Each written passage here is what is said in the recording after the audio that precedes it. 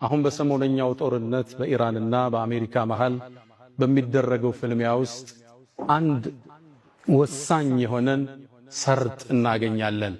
የሁርሙዝ ሰርጥ። ይህን ስም በተደጋጋሚ ሰምታችሁታል።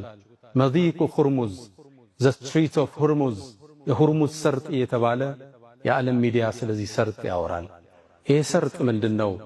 ሁርሙዙስ ማን ነው ስንል እንጀምራለን።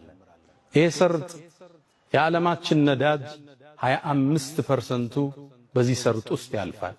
የዚህ ሰርጥ መታወቅ በርካታ ነገሮችን ዓለም ላይ ይቀይራል።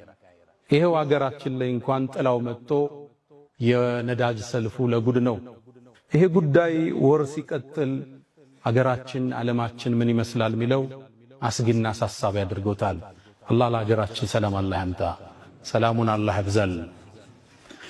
ታዲያ ይህ ሰርጥ ሲነሳ አንድ ደማቅ